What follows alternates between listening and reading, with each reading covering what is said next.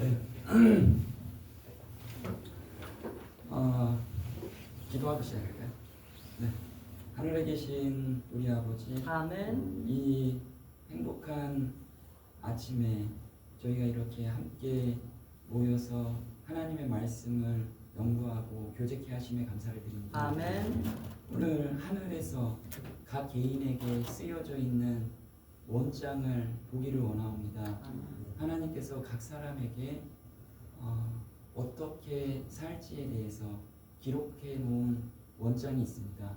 그 원장을 정말 보고 깨닫는 자는 온전히 하나님의 일에 자신의 시간을 온전히 바침을 보게 됩니다. 아멘. 저희가 그런 자가 될 수 있도록 저희 삶을 인도해 주시기를 간절히 바라오며 아멘. 이 모든 것 우리 주 예수님의 이름으로 감사하며 기도드립니다. 아멘. 네, 오늘 제가 조금 무거운 주제, 하늘 원장을 본 자는 운명이 바뀐다, 요거에 대해서 좀 말씀을 드려보려고 합니다.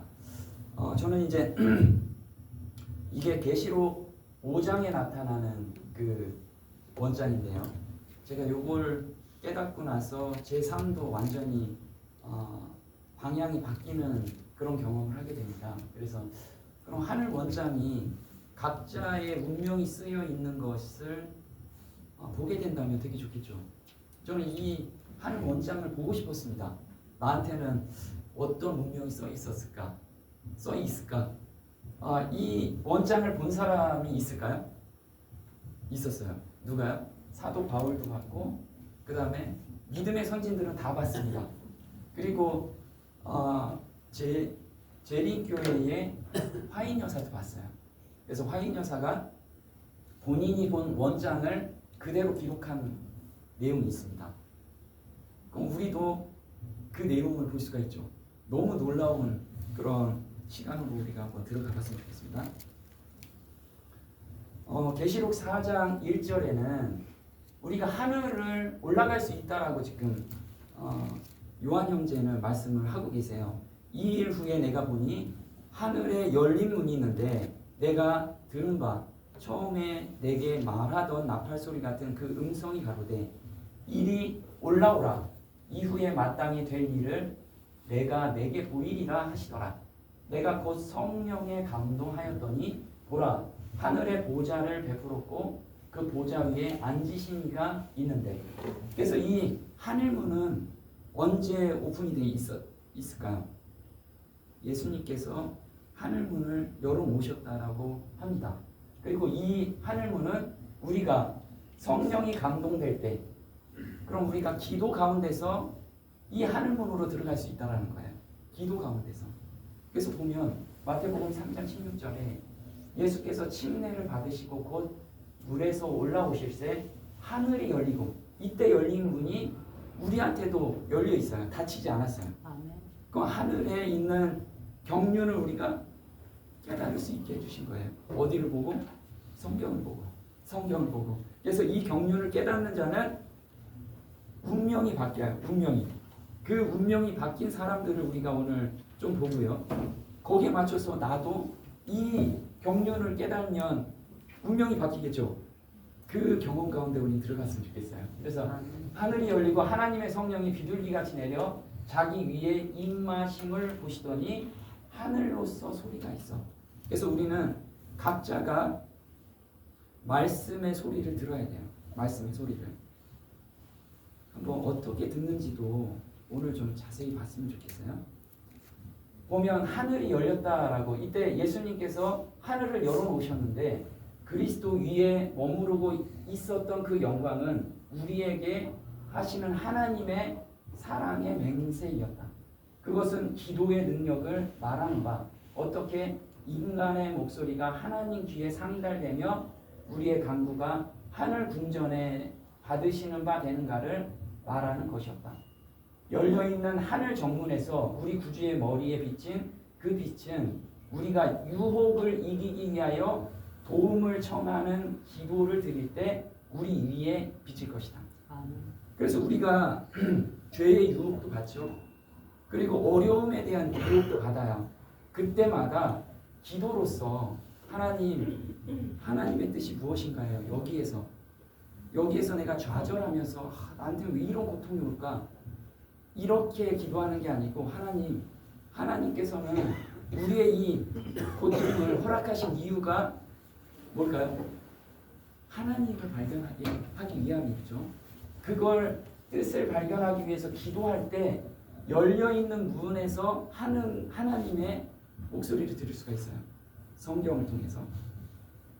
자, 한번 볼게요. 계시록 5장 1절에 이렇게 나오죠. 내가 보매 보좌에 앉으신 이의 오른손에 책이 있는데 안팎으로 썼고 7인으로 봉하였더라. 그래서 이때 7인으로 봉해였다는 건 완전히 봉해져 있었던 거예요. 오른손에 있는 책이. 이걸 우리가 한 원장이라고 하죠. 자, 이 오른손에 무엇이 써 있냐면 이렇게 돼 있어요. 봉인된 두루마리에는 하나님의 섭리의 역사.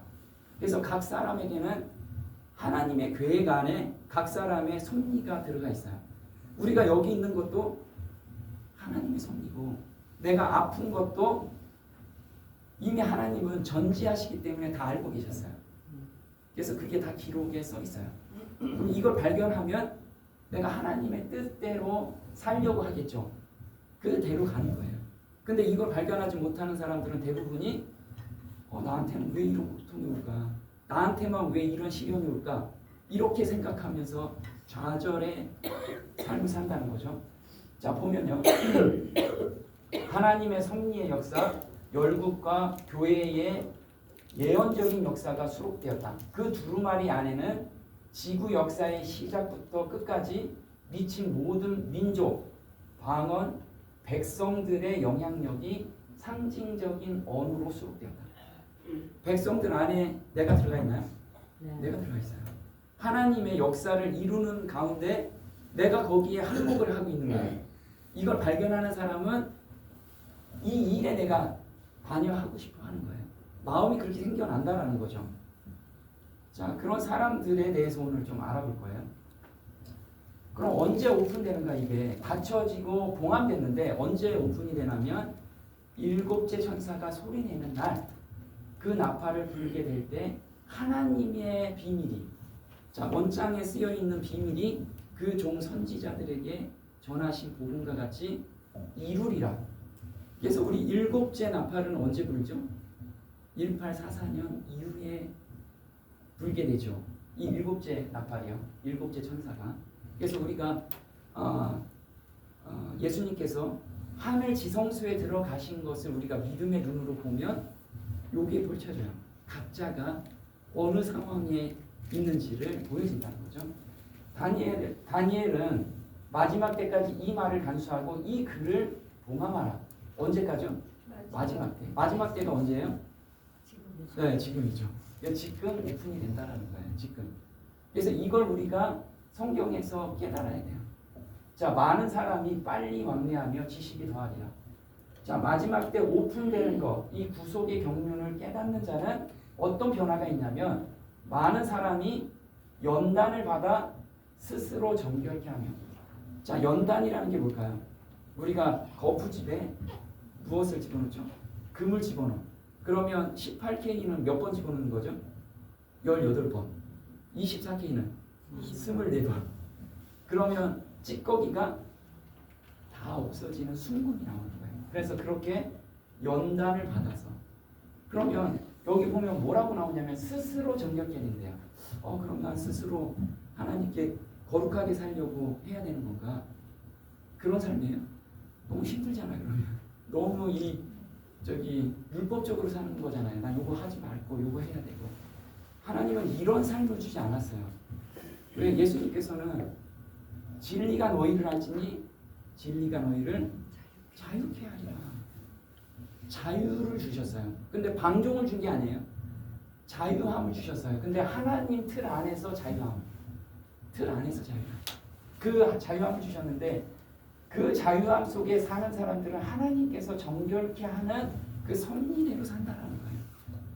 그 우리 삶 속에서 정말 정결케 되는 모습들이 우리 각자한테 보여지게 돼요. 어느 때요? 내가 스스로 열심히 할 때, 구속의 경륜을 깨달을 때 이게 되는 거예요. 그럼 우리는 깨닫는 게 굉장히 중요하죠. 아멘. 근데 악한 자는 깨닫지 못한대요. 오직 지혜 있는 자만 깨닫는데요. 우리는 하늘에서 주는 지혜를 깨달아야겠죠. 그래서 지혜 있는 분이 누구세요? 예수님 받으셨어요. 그래서 예수님께 우리가 이 기도로 말씀을 묵상하면, 깊이 묵상하면 누구나 깨닫게 해주셨어요. 자, 스스로 정결케 하는 거. 그래서 바울 형제는 이걸 구속의 경륜을 깨달았어요. 영원부터 만물을 창조하신 하나님 속에 감추었던 비밀의 경륜이 어떠한 것을 드러내게 하려 하심이라. 곧 영원부터 우리 주 그리스도 예수 안에서 예정하신 뜻대로 하신 것이라. 자, 바울 형제는 이 비밀의 경륜을 깨닫고 예정하신 뜻을 자기가 발견을 했어요. 그럼 엄청나게 힘있게 복음을 전도할 수 있겠죠. 왜? 우리가 어떤 비밀을 깨달으면 막 알려주고 싶잖아요. 이걸 알려주고 싶었던 거예요. 바울 형제가. 그래서 서신서를 엄청나게 썼죠. 자, 경륜이라는 뜻이 보면요. 이거 뭐같이 보여요? 우리 옛날에 배틀 틀 있죠. 옷자는 배틀. 이게 경자예요. 경자. 배틀 사이로 날실이 지나가는 모습을 그린 글자예요. 그럼 우리가 우리 삶 속에 이런 날실들이 계속 엮어지는 게 우리의 삶이에요. 오늘도 하나의 날실이 지나가요. 오늘 하루 시작하잖아요. 그럼 나는 하나님을 향해서 계속해서 걸어갔느냐, 하나님의 말씀을 품고 하루를 걸어갔느냐, 그러면 하나님의 날실이 하나 거지는 거예요. 그럼 내가 말씀을 상관 하나 하지도 않고 나 혼자 그냥 살았어. 내 마음대로. 그러면 하나님의 날실이 아니고 나의 날실이 하나 거지는 거예요. 이게 완성이 되면 하나님의 백성이냐 사단의 백성인가 이게 명확하게 드러나진다는 거예요. 자, 윤자 볼게요. 윤자는 실타래예요. 실타래. 우리가 볼 때는 어때요? 실타래가 잘만 뽑아내면 굉장히 정렬해서 실타래가 꼬여 있는데 이걸 정확히 못 본 사람들은 꼬여 있다고 보는 거예요. 꼬여 있다. 그래서 내 인생은 왜 이렇게 꼬일까? 항상 그러죠. 내 인생은 왜 이렇게 꼬여있까? 내가 왜 이렇게 아파가지고 여기까지 와 있을까? 항상 이런 생각을 한다는 거예요. 뭐를 못 봐서? 하나님의 경륜을 못 봐서. 하나님의 경륜을 보면 나한테 여기한테 온 것도 은혜구나. 이걸 알게 돼요. 은혜구나. 자, 시편 139편 16절 한번 볼게요. 자, 시편 기자는 이렇게 얘기합니다. 나를 위하여 정한 날이 하나도 되기 전에 주의 책에 다 기록이 영원하다. 이건 어느 거예요? 내가 태어나기도 전에 하나님께서는 내가 나의 삶부터 시작해서 죽을 때까지가 다 기록되어 있대요. 이게 원장이에요. 하늘 원장. 이거 보고 싶나요? 난 정말 보고 싶었어요. 난 이거 읽으면서 나도 내 원장을 좀 보여주세요. 그래서 직역하면 이렇게 됩니다. 명령은 되었지만 아직 오지 않은 날들 모두가 당신의 책에 기록되었다. 그럼 명령은 됐대요. 저의 삶에 대해서 명령이 이미 이루어졌어요. 근데 내가 앞으로 오늘 살 거, 오늘 오후 살 거나 모르잖아요. 이미 기록돼 있어. 이거 깨달으면 정말 좋겠죠. 한번 볼게요. 건축가의 설계도처럼 모든 사람의 인생 계획이 이미 기록되어 있다. 우리가 이걸 오늘 봤으면 좋겠어요. 마치 건축가가 그의 설계도를 그리고 새 집을 위한 품목들을 준비하는 것처럼 하나님은 각 개인이 세상에 태어나기도 전에 그가 어떤 사람이 될 것인지 계획하신다. 계획하신대요. 그런데 그가 하나님의 청사진을 따르느냐 그렇지 않느냐를 결정하는 것은 개인에게 주어진다. 그래서 하나님의 계획을 내가 발견하고 따르면 하나님과 영원히 살 수 있는 그런 특권을 주는 거고, 그러지 않으면 영원히 망하는 특권을 주는 거예요. 우리한테. 그 선택은 나한테 주어졌다. 나한테. 근데 이 설계도를 알아야 거기에 맞는 집을 짓잖아요. 개인의 집도 지지만 그게 완성이 돼서 교회의 집이 져지죠. 신부가 지어지는 거죠. 신부가. 보면 이러죠. 하나님께서 심판을 집행하시는 큰 날이 도래한 것처럼 보였다. 천천만만의 천사들이 존엄한 모습을 가지신 한 분이 좌정하신 큰 보좌 앞에 모였다. 여러 책들이 그분 앞에 있었는데 그 표지에는 타오르는 불꽃처럼 보이는 금 글씨로 하늘 원장이라 기록되어 있었다. 여러 책 중에서 진리를 믿노라고 주장하는 자들의 이름이 기록되어 있는 한 책이 열려 있었다. 누가 본 거예요? 화인 여사가 봤어요. 화인 여사가 금글씨로 하늘 원장에 대해서. 그래서 본인이 어떻게 기록되어 있는지 자기가 결혼하기 전에 이미 누구하고 결혼하는 내용도 기록된 것으로 봤어요. 그게 기록되어 있어요. 좀 이따 보여드릴게요. 그럼 우리도 그런 거 보면 좋겠죠. 자, 볼게요. 자, 설계도가 보여졌을 때 두 무리가 형성이 돼요.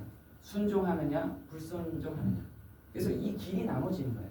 그래서 우리는 매일 갈림길에 서 있어요. 매일. 자, 갈림길에서 7인을 맞느냐, 7나팔에 속하 있느냐, 이게 달려있죠. 근데 우리한테 예표를 주셨어요. 우리가 우둔해서 잘 모르니까 하나님께서 고레스 왕에 대해서 예표를 줬어요. 고레스 왕은 이미 150년 전에 본인의 운명을 기록했죠. 하나님께서. 고레스 왕만 기록한 게 아니고 모든 사람이 기록되어 있다는 걸 예표로 보여준 거예요. 보면 이렇죠. 고레스는 자기가 태어나기 150년 전에 한 유대인 선지자가 이미 자기의 이름을 언급하며 자기가 바벨론을 함락시킬 것과 유대인 포로에 관한 정책을 예언한 사실을 알게 되었을 때 크게 놀라지 않을 수 없었다. 이걸 깨닫고 나서 어떻게 했어요? 유대 민족들을 다 포고령을 내렸죠. 가서 성전을 건축해라. 왜? 깨달았을 때 순종하면 생명길로 가는 거고 그렇지 않으면 멸망의 길로 가는 거예요. 근데 깨달아야 되잖아요. 깨닫는 게 먼저예요. 깨달을 때가 중요해요. 그 성경을 통해서 우리가 깨달을 수 있다는 거죠. 자, 150년 전 어디에 써 있냐면 이사야서 44장 28절에 써 있죠. 고레스에 대하여는. 자, 이사야 선지자가 이걸 쓸 때는 고레스가 누굴까 생각했을 거예요. 그런데 하나님의 영감에 의해서 써진 거죠. 근데 고레스는 이제 바벨론을 멸망시키고 딱 들어갔을 때 누가 이 책을 보여줬을까요? 다니엘이. 고레스 왕이여, 당신이 150년 전에 하나님께서 당신의 운명에 대해서 미리 써놨습니다. 이랬을 때 고레스는 이게 무슨 책이야 하면서 버리면 운명이 결정되는 거예요. 어디로? 멸망의 길로 가겠죠. 근데 하나님에 대해서 존재를 시인하고 믿게 된 거예요. 보면 고레스에 대하여는 이르기를 내 목자라 그가 나의 모든 기쁨을 성취하리라 하며 예루살렘에 대하여는 이르기를 중건하라. 그래서 고레스는 중건 명령을 내려야겠다 이렇게 생각한 거예요. 이사야서 45장에 그 앞에 문을 열고 성문들이 닫히지 못하게 하리라. 너는 나를 알지 못하였을지라도 나는 내 띠를 보일 것이요. 고레스 너는 모르지만 나는 이미 다 알고 있어. 네가 태어나기 150년 전에 계획을 내가 이미 다 기록해놨다 라고 이야기한 거예요. 그래서 깜짝 놀라서 이제 하죠. 에스라 1장 1절에 이렇게 나오죠. 바사왕 고레스 원년에 여호와께서 예레미야 입을 통하여 하신 말씀을 이루게 하려고 바사왕 고레스의 마음을 감동시켰죠. 깨달았어요. 감동됐죠. 그 다음에 어떻게 해요? 선전을 건축하라고 명령하게 돼요. 자, 우리도 한번 볼게요.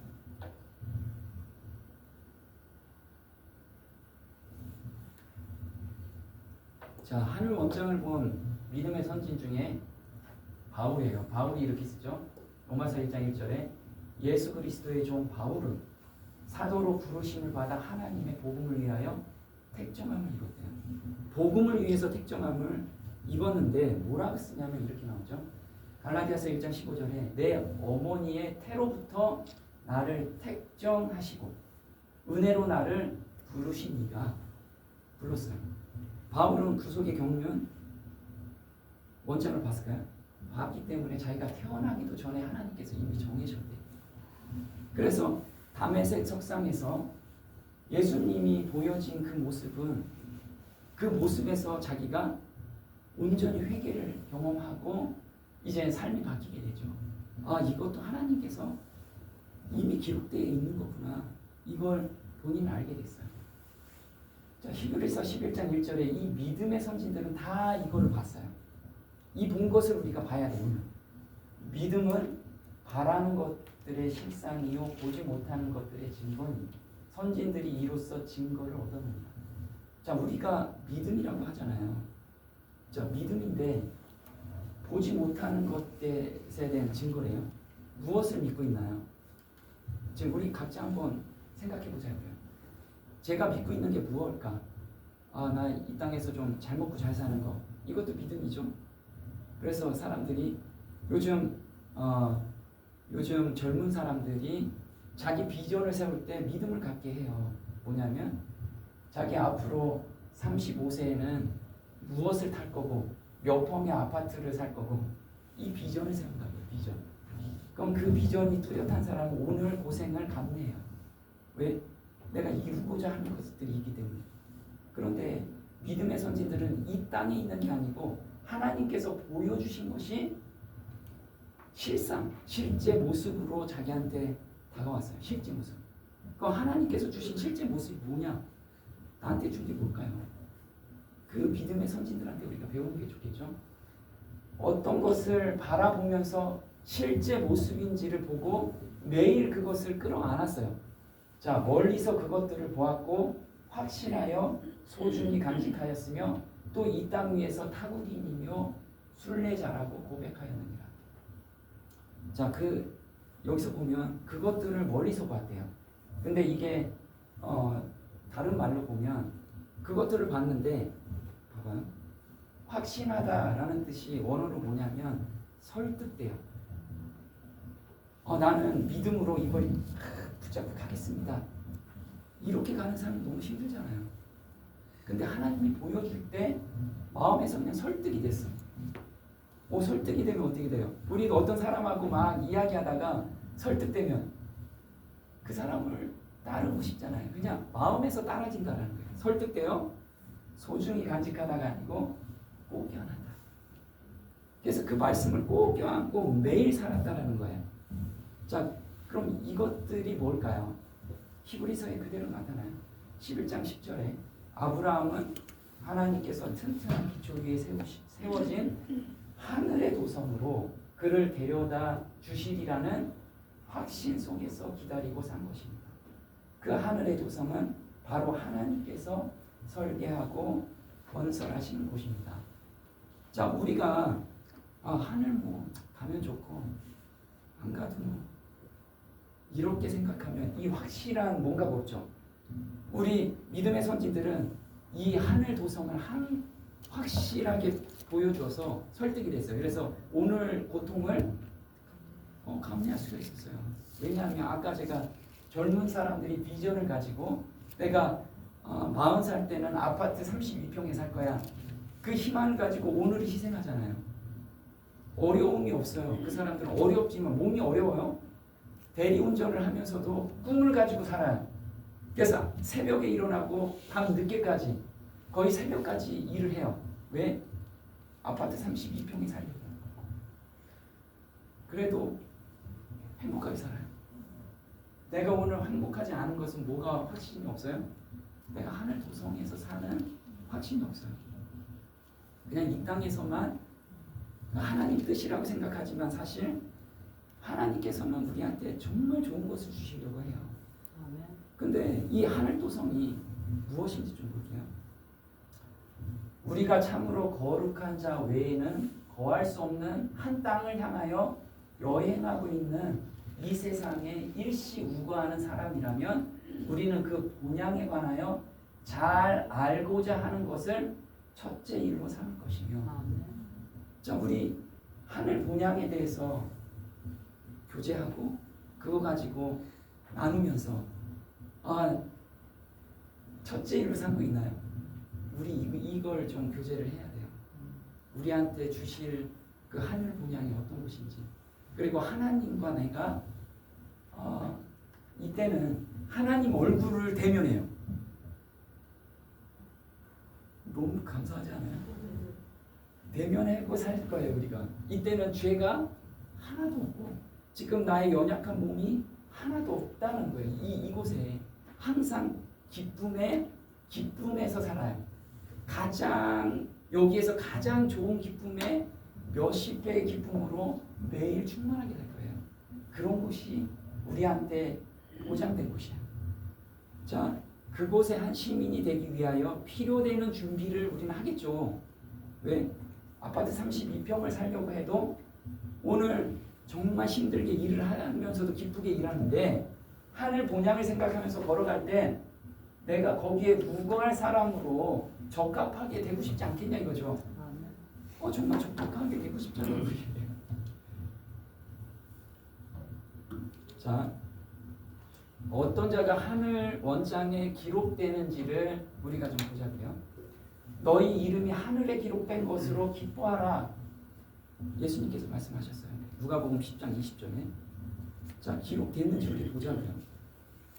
어떤 자가 기록되냐면 이렇게 기록돼요. 계시록 3장 5절에 이기는 자는 이와 같이 흰 옷을 입을 것이요 내가 그 이름을 어디에요? 생명책에 반드시 흐리지 않는데요. 어디에서 이겨요 우리가? 옆에 있는 사람하고 싸워서 이기나요? 죄의 유혹에서 우리가 이기잖아요. 죄의 유혹에서 이기려고 내가 못 이기잖아요. 그러니까 예수님께 달려가는 자는 이거예요. 예수님께 매 순간 내가 예수님 이 유혹이 옵니다. 예수님이 이기게 해주세요 하고 마음을 바꿔달라는 그 간구함에 있는 자, 요 자를 의미해요. 자, 흐리지 아니하고 그 이름을 내 아버지 앞과 그 천사들 앞에서 시인한대요. 자, 근데 이기는 자는 또 요한복음 이렇게 얘기했어요. 주를 향하여 이 소망을 가진 자마다. 그래서 믿음의 선진들은 소망을 가지고 있어요. 다 누구하고 살 소망?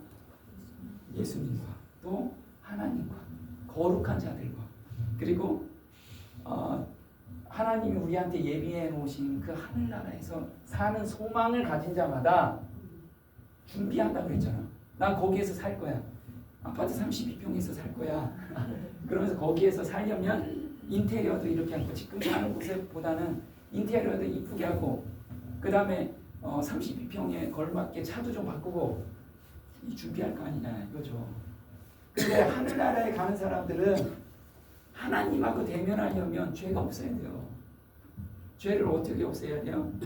예수님께 온전히 전가하는 훈련을 해야 된다는 거예요. 내가 죄 안 질 거예요.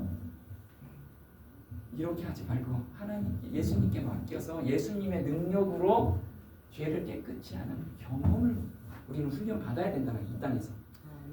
자, 근데 그런 사람은 어떻게 가능하냐면 그 안에 거하는 자마다 범죄하지 아니하니 이게 되게 부담되는 거죠. 근데 보면요. 그 안에 거한대요. 그 안에. 예수님 안에 거하고 계신가요? 네. 명확해요. 성경은 명확하게 답변을 주세요. 뭐라고 하냐면 요한복음 5장 7절에 너희가 내 안에 거하고 거하는 것에 대해서 이야기해요. 뭐라고 나와요? 내 말이 너희 안에 거하면 그래서 내가 예수님 안에 거하는 게 뭐예요? 예수님 말씀이 거하면 돼요. 그래서 내가 무슨 일에든지 예수님의 말씀을 생각하면서 기도할 때 내가 어디에 거하고 있는 거예요? 예수님 안에 거하고 있는 거예요. 그러니까 어떤 뚱구름이 아니고 말씀 안에서 내가 계속 매 순간 잡고 가면 예수님 안에 거하고 있어요. 예수님은 그 마음을 계속해서 바꿔주세요. 예수님 마음처럼. 근데 이런 사람들은 계명을 지키게 하는데 하나님께서 계명을 지키게 해주세요. 그 삶에서 내가 지키는 게 아니고 지키게 해주신다라는 거예요. 그래서 내가 아버지의 계명을 지켜 그의 사랑 안에 거하는 것 같이 너희도 내 계명을 지키면 내 사랑 안에 거하리라. 아멘. 그래서 내 계명을 지키는 유일한 방법은 내 말이 너희 안에 거하는 것. 아멘. 그래서 우리 말씀이 좀 말씀 공부 많이 해야겠죠. 맨날 상고해야 되겠고.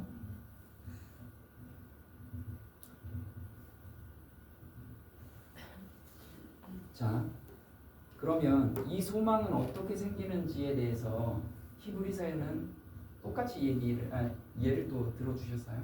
그래서 우리가 우둔해서 깨닫게 하시기 위해서 예를 막 들어주세요. 계속 예를. 예 중에 하나가 에녹이에요. 에녹. 에녹은 살아서 하나님을 만나죠. 우리도 살아서 만날 사람들이에요. 마지막 때 예수님 재림 직전에 우리가 살고 있잖아요. 에녹이 우리의 예표예요. 예표. 그래서 에녹을 우리가 연구하는 게 되게 필요하죠. 자, 에녹은 어떻게 살아서 하늘에 갔는가? 무엇을 가슴에 품었기 때문에 이 모든 사람은 가슴에 품은 게 있어요. 무엇을 품었어요? 하나님께서 이 믿음의 선진들한테는 예수님의 초림과 예수님의 재림을 보여주셨어요.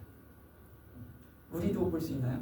성경에서 다니엘과 계시록을 통해서 우리는 예수님의 초림과 재림을 다 볼 수 있죠. 그래서 죄를 구속하시고 몸까지 구속하시는 예수님을 보여주셨어요. 그래서 에녹이 이렇게 되죠. 이 믿음으로 에녹은 이렇게 써 있는데 원어에서는 신뢰라고 써 있어요. 신뢰. 믿음이라는 걸 신뢰로 우리가 읽으면 훨씬 다가가요. 무엇에 대한 신뢰? 하나님이 보여주신 것을 내 삶에서 반드시 이루어 주신다는 신뢰. 그게 믿음이라는 거예요.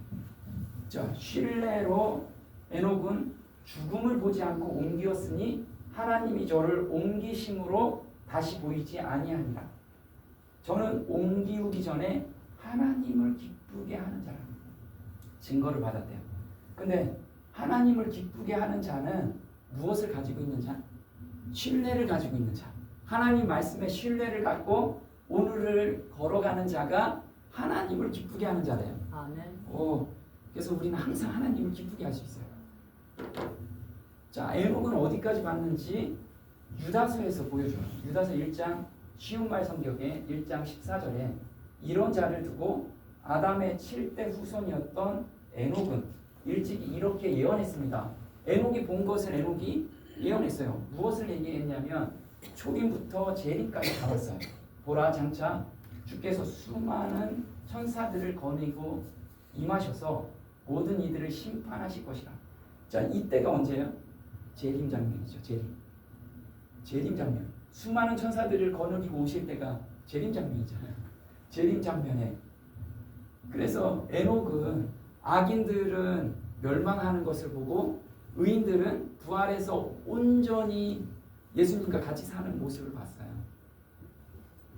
그래서 이것을 가슴에 항상 품고 살았다는 거예요. 볼게요. 아담, 노아, 아브라함, 이삭, 야곱과 모세는 다 복음을 이해하였다. 어떤 복음을 이해했을까요? 예수님의 초림과 재림의 복음은 이게 구속의 경륜이잖아요. 구속의 경륜. 저들은 인간의 대치물이시오 보증인이신 분을 통해 구원을 바랍니다. 그래서 아담부터 시작해서 믿음의 선진들 11장의 믿음의 모든 선진들은 복음을 이해했는데 이 복음은 바로 예수님이시라는 거예요. 우리 죄를 대속하시고 구속하시는 그리고 몸의 구속까지 이루어주시는 예수님을 바라봤어요. 자, 이 복음을 뭐라고 했냐면 아담이 이 얘기했죠. 아담은 죄를 졌어요. 죄를 짓자마자 이 구속의 경륜을 아담한테 하나님께서 말씀해 주셨죠. 볼게요. 하늘의 천사들은 우리의 첫 부모에게 저들의 구원을 위하여 고안된 경륜을 더 완전하게 밝혔다. 하나님의 아들은 당신의 생명으로 그들의 죄악을 속죄하시겠다고 제의하셨다. 그들은 후회와 괴로움 가운데서 그 형벌이 그분의 사랑이 그들의 모든 즐거움의 근원이 되었었던 분에게 내리지 말고 차라리 그들과 그들의 자손에게 내리게 해달라고 애원하였다. 자, 그 에덴 동산에서 예수님하고 같이 사는 즐거움, 항상 교제를 했죠. 이 즐거움. 근데 예수님께서 그래서 모든 즐거움의 근원이 되신 분이 너의 죄값으로 십자가에 못 박혀 돌아가신다. 그리고 부활하셔서 나중에는 부활하셔서 하늘 지성소에 지금 계신다. 그럼 어떻게 해요? 내가 비록 죄가 넘어가는 갈지라도 하늘 지성소에서 내 죄를 중보하고 계시는 예수님을 바라보면 죄가 미워진다는 거예요. 왜? 자기가 가장 사랑하시는 분이 내가 죄를 지었을 때 피를 또 흘리고 계셔요. 그 모습을 내가 한번 상상해 보라고요. 그럼 죄 짓는 모습에서 내 죄 짓는 나의 그 예품성들, 그게 너무 싫어지고 너무 미워져요. 이게 죄가 슬퍼진다는 거예요. 난 죄 안 지어야지가 아니고 예수님이 내 죄 때문에 지금도 계속해서 피 흘리고 계시는 모습을 보면 내가 누구를 미워하는 것, 이 감정 내가 어떻게 할 수가 없잖아요. 그런데 그 모습을 예수님께서 그 내 악한 감정을 통해서 그 악한 감정도 예수님께서 온전히 용서하기 위해서 피 흘리고 계시는 그 모습을 우리가 보자고요. 그러면 내가 그 사람들한테, 내 미워하는 사람들한테 가서 미안하다고 하겠지. 다시는 그 가운데서 거하고 싶지 않은 마음으로 나를 거듭나게 해주신다는 거예요. 그래서 아담은 거의 1000살까지 살았잖아요. 900살 넘게 살았는데 이 모습을 봤어요. 자기가 가장 사랑하는 분이 계속 죽는 모습, 십자가 상, 그리고 지성소에서 계속 피 흘리고 계시는 모습을 봤어요. 그거를 누구한테 전해줬죠? 누구한테? 가인과 아벨한테 전해줬어요. 근데 가인은 그걸 무시했죠. 그게 무슨, 그걸 굉장히 등한시했다는 거예요. 근데 아벨은 그걸 품고 살았어요. 그래서 자기가 비록 죄에 넘어질지라도 다시 예수님을 매달리고, 넘어질지라도 매달리고, 그 매달리는 모습에서 우리를 온전하게 보신 하나님께 경배를 드렸어요. 그 모든 믿음의 선지들은 다 그렇게 살았다는 거예요. 우리도 그렇게 살아야겠죠. 아멘. 자, 근데 여기서 보면 두 번째, 하나님을 기쁘게 하는 자라고 했는데 믿음이 없이는 기쁘게 못하나니 하나님께 나아가는 자마다 반드시 그가 계신 것과. 자, 하나님이 계신 거 우리 믿나요? 믿어요, 다. 그죠? 근데 믿는데 누구도 믿어요? 귀신들도 믿어. 내가 믿는 믿음이 귀신들이 믿는 믿음 정도가. 귀신들은요, 하나님이 자기들을 지옥불로 멸망시키는 걸 알아요. 그 능력을 아세요. 그런 능력을 안다 이거죠. 천지를 창조하신 것도 알아요. 말씀 하나로 모든 것을 창조하시는 그 능력의 하나님을 안다 이거죠. 우리는 그 능력의 하나님만 믿고 있지 않느냐. 하나님 좀 이 병에서 좀 낫게 해주세요. 그럼 어디까지 믿음이에요? 네. 귀신들의 믿음까지 믿는 거예요. 왜? 하나님의 능력까지만 믿고 있기 때문에. 그럼 우리는 여기에서 믿음의 선지들은 거기까지 믿음을 믿은 게 아니에요. 비록 자기가 아파서 죽을지라도, 그러면 죽었을 때 너무 아파가지고 이제 기도했는데 안 들어주셨어. 그럼 하나님은 능력도 없네. 요게 이런 믿음이라는 거예요. 근데 어떤 믿음을 갖냐? 히브리서 1장 3절에 이렇게 나와요. 이는 하나님의 영광의 강체시요 그 본체의 형상이시라. 그의 능력의 말씀으로 만물을 붙드시며. 자, 요게 귀신들의 믿음까지야. 만물을 창조하시고 만물을 붙드시고 계시는 거. 근데 믿음에는요, 세 가지가 들어가 있어. 어떤 거? 두 번째는 죄를 정결케 하는 일을 하시고 우리한테 거듭남의 경험을 해주세요. 또 한 가지, 높은 곳에 계신 위엄의 우편에 앉아서 뭐 하세요? 중보하고 계시잖아요. 우리가 지금 죄를 져도 예수님께만 전가하면 온전함을 주시는 분. 아멘. 이 세 가지를 믿는 것이 믿음이라는 거예요. 우리가 단순하게 하나님의 능력만 믿는 게 아니고 세 가지를 믿어야 돼요. 그 삶 속에 내가 걸어가고 있을 때 에녹처럼 하나님께서 기쁘게 여기는 자라는 거예요. 기쁘게.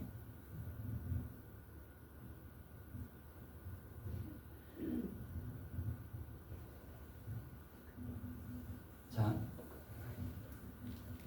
화인 여사가 자기의 그 하늘 원장을 본 걸 기록한 거예요. 원장의 한 페이지에 충성이라는 제목 밑에 나의 남편의 이름이 있었다. 그의 생애와 성품과 우리가 경험한 모든 사건들이 나의 마음에 생생하게 떠오르는 것 같았다. 나의 마음에 인상적이었던 몇 가지만을 언급하려고 한다. 다 봤는데 그 중에 언급한 몇 가지만 한번 이야기해 보는 거예요.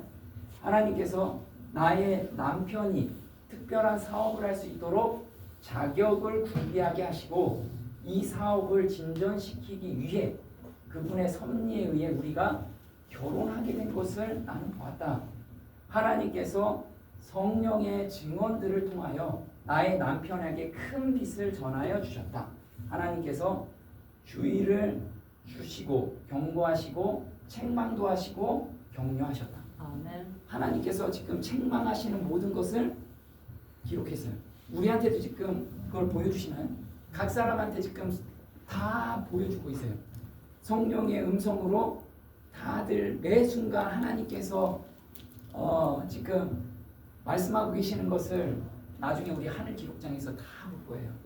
내가 너 얼마나 그때 그 성경을 통해서 성령을 통해서 하나님의 영을 통해서 너를 얼마나 지금 마음을 바꾸게 했는데 너는 그때 네 고집 때문에 그걸 왜 이렇게 무시했느냐.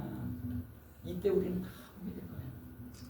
그래서 우리는 더 이상 하나님이 잘못했습니다 이런 말을 한마디도 못할 거예요. 왜? 하나님은 우리가 하늘에 가게 적합한 품성으로 만들어 주실 그 모든 일을 하늘에서 하지 않은 일이 하나도 없음을 이때 깨닫게 될 거예요. 우리는 지금 그 기에 좀 기울여야 돼요. 그 말씀에 기울이는 게 중요하겠죠. 아멘. 자, 우리 충성이라고 얘기합니다. 나의 하늘 원장에는 착하고 충성된 종이라고 써 있어요.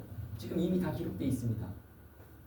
자, 마태복음 25장 23절에 그 주인이 이르되 잘하였도다 착하고 충성된 종아 내가 작은 일에 충성하였음에 내가 많은 것으로 내게 맡기리니 내 주인의 즐거움에 참여할지어다. 자, 여기서 보면요. 충성이라는 단어 한번 분석해 볼까요? 충성이라는 단어가 말씀 원자죠. 이룰 성자예요. 자, 말씀이 이루어진다라는 것을 마음 중심에 항상 간직하고 있는 거예요. 이게 충성이라는 거예요. 내가 어떤 충성을 하냐? 말씀을 내가 항상 가슴에 반드시 이루어집니다. 이 말씀은 이걸 내가 가지고 있는 자는 충성을 하고 있는 자야.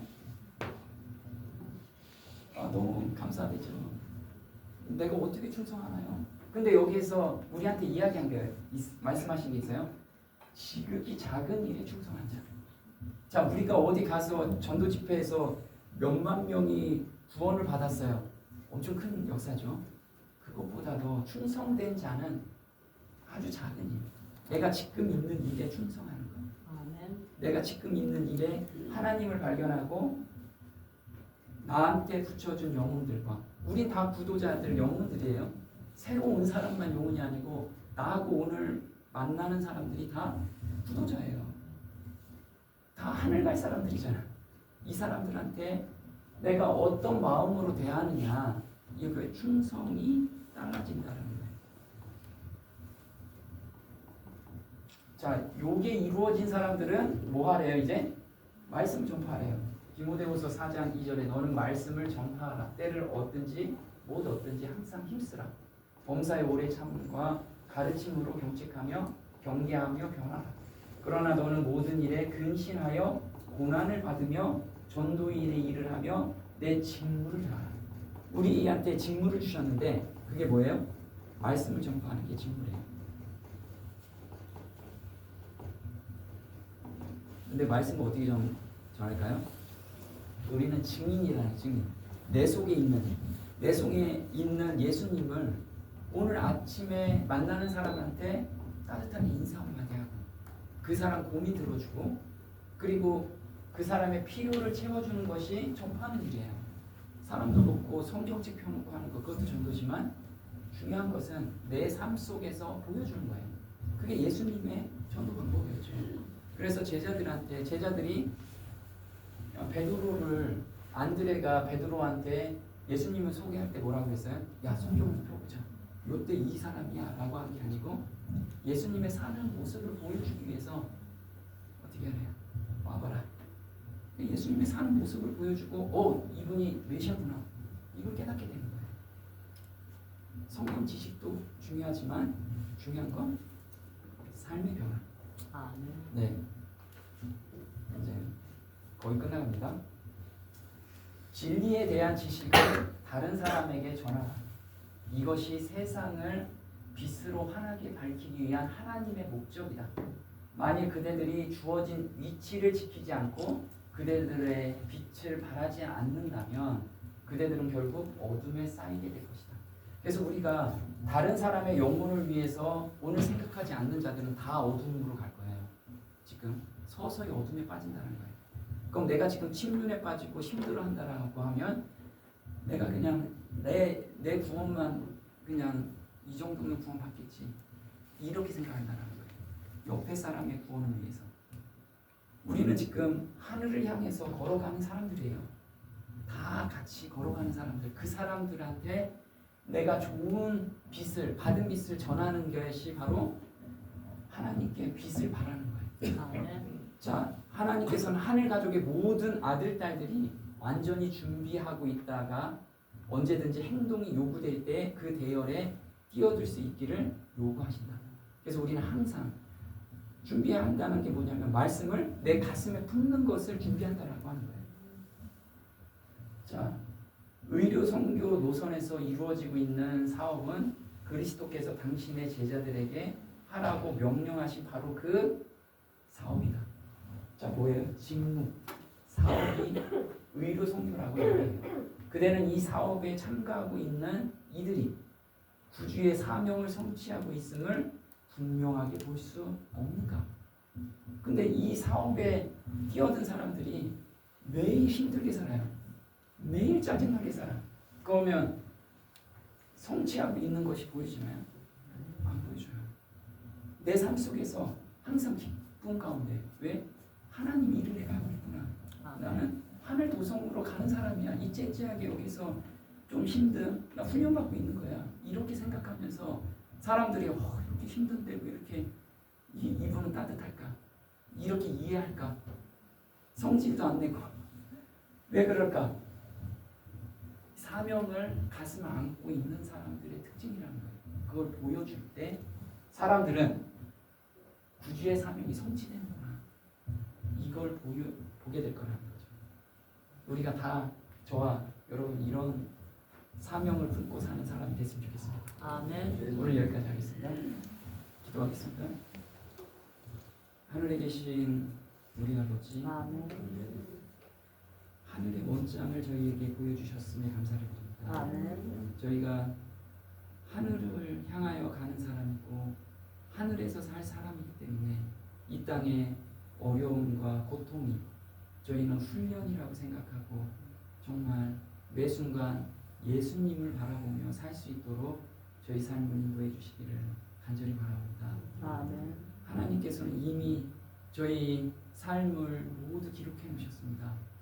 그 삶을 보고 저희가 매 순간 거기에 그 말씀을 붙잡고 갈 때 하나님께서 저희 삶 속에서 하나님의 역사를 이루시는 것을 보게 저희 삶 속에서 보여질 수 있도록 저희 삶을 인도해 주시기를 간절히 바라오며 이 모든 것 우리 주 예수님의 이름으로 감사하며 기도드립니다. 아멘. 네. 감사합니다. 감사합니다.